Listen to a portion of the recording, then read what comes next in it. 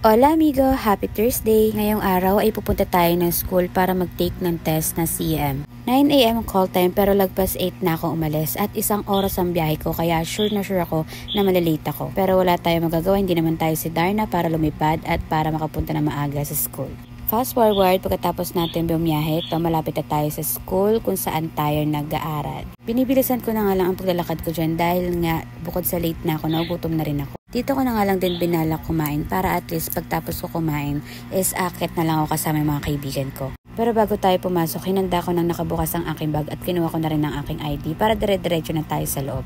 Pag pumasok kayo ng entrance guys, ay nang una ninyo makikita ang logo ng NTC. Katulad ng sinabi ko, kakain muna ako bago ako pumunta sa room kung saan kami magte-test.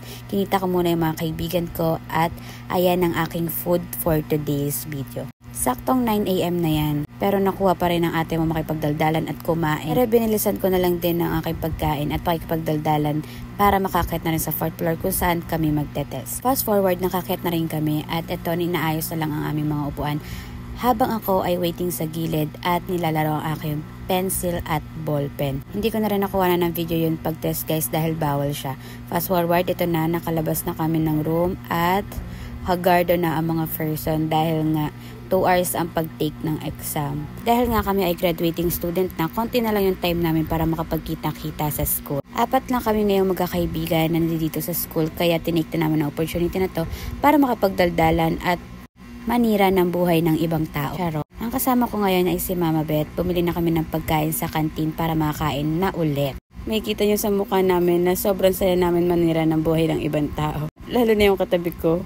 After namin kumain, wala kaming ibang ginawa kundi magdaldalan, kumain ulit at magdaldalan ulit hanggang sa nag-aya na akong umuwi pero hindi pa rin siya natuloy dahil nga nag-aya muna siya mag-picture doon sa 2nd floor. At yun na nga, natuloy na ang aming pag-uwi. May kita ninyo guys, ayan ang loob ng NTC. May kita nyo sa kasama ko is malungkot na ang mukha niya dahil wala na siyang kachismisan. So yun lang amigos. Always take care and love yourself. Maraming salamat sa panonood ng walang kwentang video. Adios!